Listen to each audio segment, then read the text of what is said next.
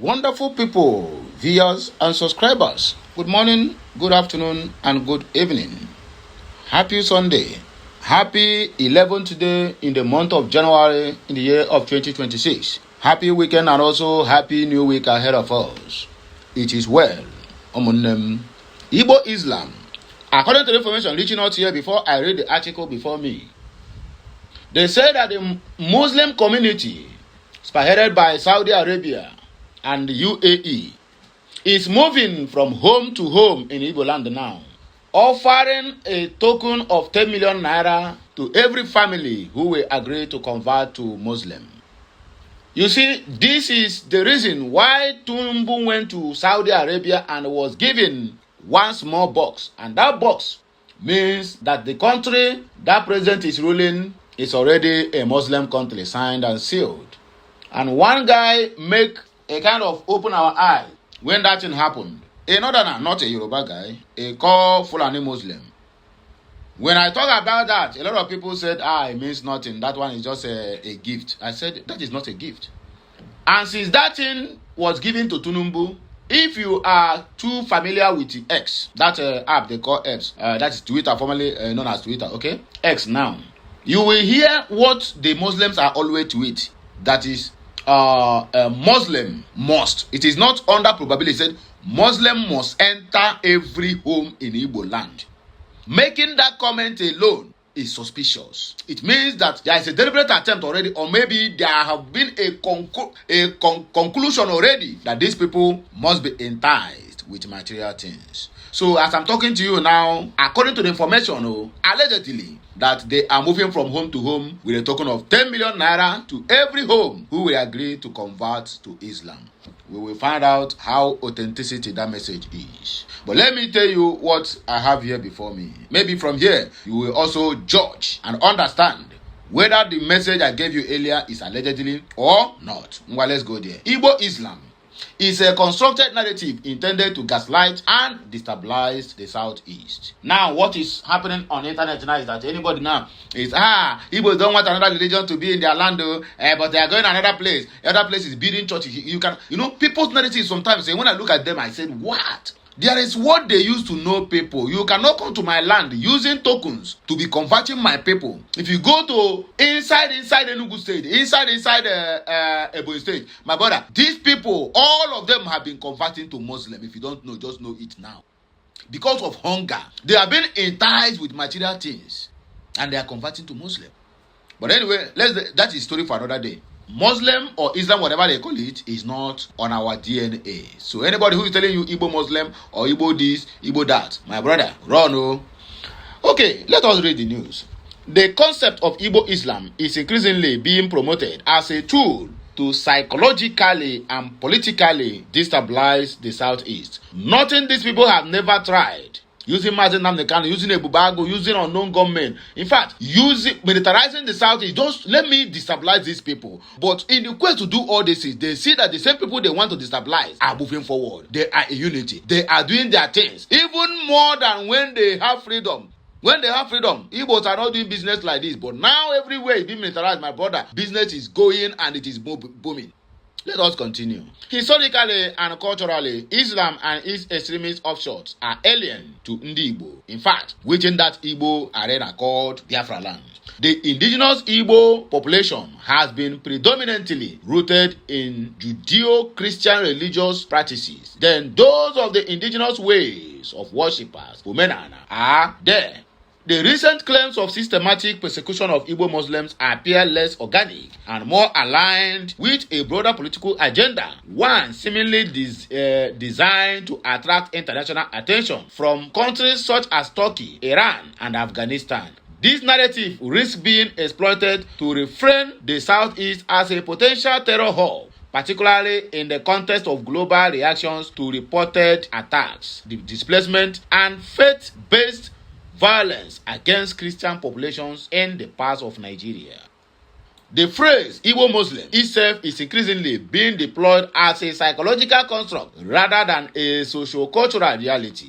It appears intended to justify insecurity, abductions, and sustain turmoil in the Southeast. Previous and ongoing attempts to radicalize or hijack the Igbo self-determination movement have failed. As a result, a new strategy seems to be emerging, one that involves recruiting a small group of individuals to project an Islamic identity in order to create confusion, provoke instability, and sustain insecurity-related profiteering.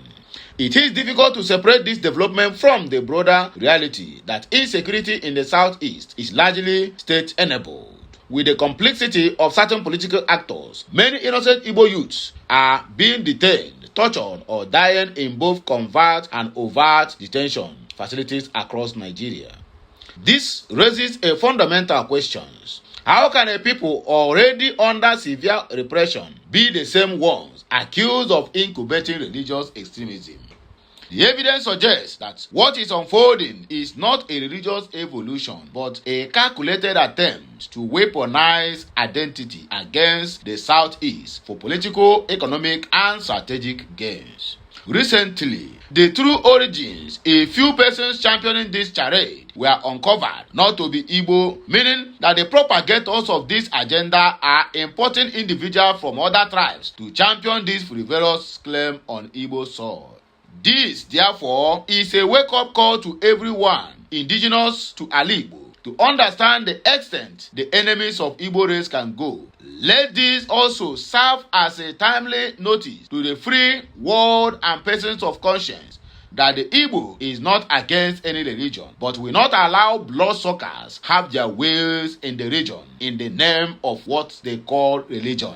This message is very, very powerful and need to be shared. Yes, I agree with you, the Family Writers Press International. One of the idiots have been uncovered to be an Hausa woman, Hausa lady, claiming to be an Igbo lady, answering Igbo lady, on X, deceiving people. From the day one, that idiot have been uncovered. She have deleted her account and run away from internet.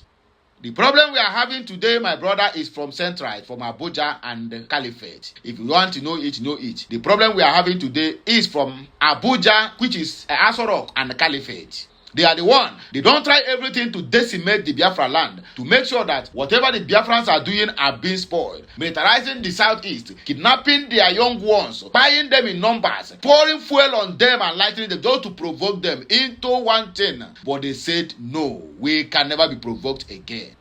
Now, another agenda, Igbo Muslim, they are not intolerant. That's so they don't pay bloggers now. Everybody full internet telling you that Igbos are not intolerant to Muslims. They have been doing a religious intolerance. Kiniko. No, not all the rubbish things in your bara.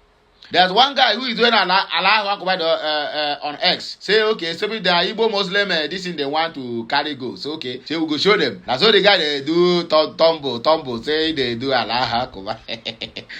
God go to the comment section. People, where they talk, where they promote Igbo Muslim again, come begin to cry. You are making mockery of our God.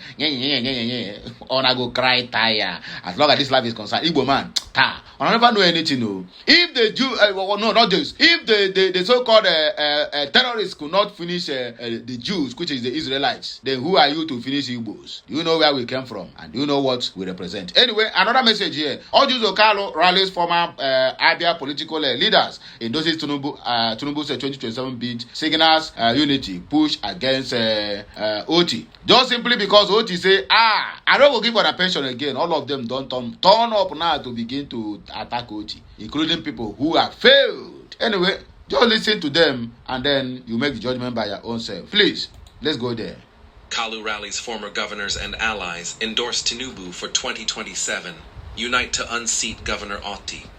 In a significant political development signaling early alignments for the 2027 general elections, former governors and legislative leaders from Abia State have convened a strategic meeting, unanimously endorsing the re-election of President Bola Ahmed Tinubu 2027, while subtly positioning to challenge Governor Alex Otti's administration. The meeting, described as the forum of former Abia State executive, national, and state legislative members, brought together experienced political figures to discuss critical issues affecting Abia State and Nigeria at large.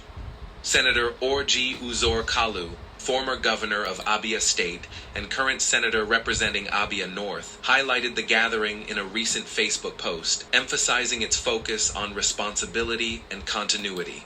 Key attendees included former Governor Senator Theodore Orji, Minister of State for Labor and Employment, Dr. Nkeruka Onyejocha, and other prominent former officials. The forum deliberated extensively on governance challenges in Abia State, exchanging views aimed at serving the overall best interest of well-meaning Abians.